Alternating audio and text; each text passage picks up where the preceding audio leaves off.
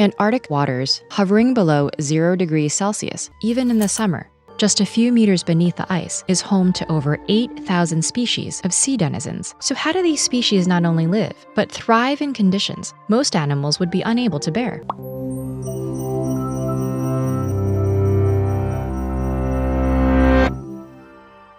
The vast white ice surface of Antarctica stretches for over 3 million square kilometers, empty, desolate, and almost completely silent.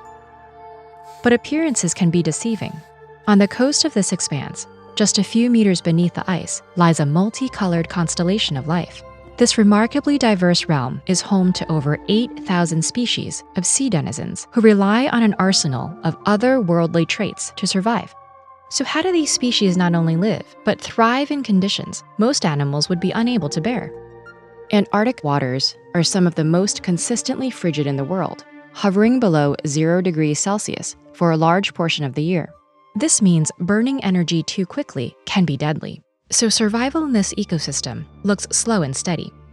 Freezing temperatures persist even in the summer, but this season brings a rare gift: sunlight. For a brief period, it's abundant, shining through the ice for 24 hours a day. This infusion of energy drives intense coastal phytoplankton blooms, transforming the waters into a thick green soup. Marine life, both large and small, takes advantage of this bounty, including the giant Antarctic isopod, cousins of the humble pillbug. These crustaceans can reach up to 11 centimeters long, and they never miss the opportunity for a meal. The scavengers eat a wide variety of prey, including other giant isopods, and by slowing their metabolisms, they can make this food last, with one study showing specimens surviving for 50 days without eating. Since this adaptation involves careful conservation of energy, giant isopods spend most of their time stationary or inching across the seafloor. Meanwhile, their tiny amphipod relatives celebrate the summer by releasing offspring alongside the algal explosion, ensuring their young have an abundance of food. And sea cucumbers, carpeting the seafloor, hoover up the dense plankton, with outstretched tentacles producing nutrient-rich feces that nourish nearby life. But this big summer blowout doesn't last long. The first signs of autumn arrive in fine needles of frazzle ice. These slowly coagulating crystals form a skin across the surface, then mix with falling snow before freezing into a thin crust of ice. The waters get darker and colder, and in this swiftly dimming world, a set of long, spiky limbs sidle into view. With up to 6 pairs of legs, these giant sea spiders aren't arachnids, but rather a related class of marine arthropod, unique to the seafloor.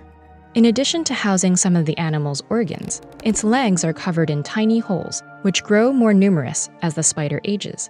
These holes likely help absorb the dissolved oxygen that saturates these freezing southern waters. Since oxygen fuels growth, many local species have evolved to take advantage of this abundance, and it may be one of the reasons that gigantism is so common in this region. Individual sea spiders, for instance, can grow to the size of dinner plates, but soon these underwater giants will be moving slower than ever.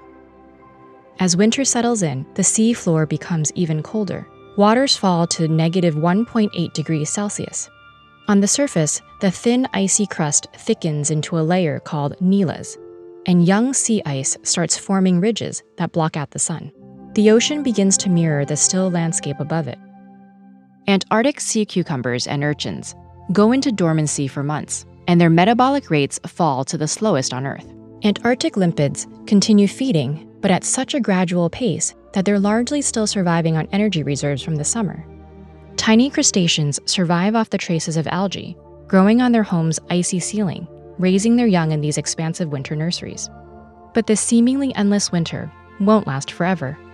As spring comes, light slowly begins to trickle back down through the ice, and week by week, bit by bit, this underwater world will begin waking up to begin its delicate, slow-motion dance once again.